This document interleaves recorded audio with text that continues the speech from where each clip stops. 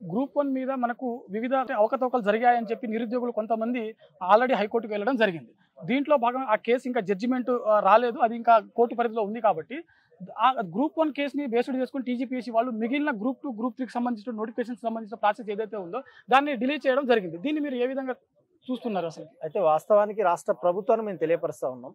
గతంలో బీఆర్ఎస్ ప్రభుత్వం ఉన్నప్పుడు గ్రూప్ 1 అనేది 2 సార్లు క్యాన్సిల్ అయిన సందర్భం. ఆ అనుభవాన్ని పుణుకుపుచ్చుకొని ఇప్పుడు ఈ రేవంత్ రెడ్డి గారు గ్రూప్ 1, గ్రూప్ 2, గ్రూప్ 3 నోటిఫికేషన్ల పేరు మీద జరిగిన నష్టాన్ని పూడ్చేటువంటి క్రమంలో నిరుద్యోగులకు ఇచ్చిన హామీలు నెరవేర్చడంతో పాటు ఆ నిరుద్యోగులకు సంబంధించిన నోటిఫికేషన్లో ఖచ్చితంగా మీరు వేయాల్సిన అవసరం ఉంది.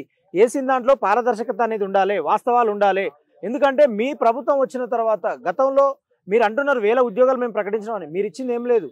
రాష్ట్ర కేసీఆర్ ప్రభుత్వం ఇచ్చింది. దాన్ని మీకు అందరికీ ఆ కార్డులు ఇచ్చేటువంటి అవకాశం మీకు వచ్చింది. కాబట్టి మేము రాష్ట్ర ముఖ్యమంత్రి గారు గ్రూప్ 1 కావచ్చు, గ్రూప్ 2, గ్రూప్ 3 కావచ్చు, ఇవన్నిటిని మీరందరూ కూడా ఒకసారి సమీక్ష చేసి అకౌంటబిలిటీగా ప్రజలకు ఉండేటువంటి క్రమంలో ఎటువంటి లోటుపాటు లేకుండా ప్రజలందరికీ సదవకాశం ఇవ్వాలని ఈ సందర్భంగా మేము తెలియపరుస్తాము.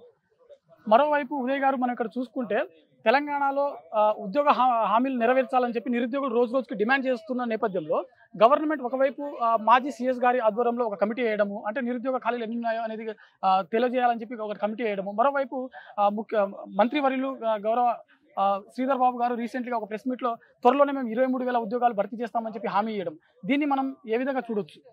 అంటే రాష్ట్ర మంత్రి గారు ప్రకటించినంత మాత్రాన హామీ చేయకపోతే నీటి మూటలాగానే అవుతుంది.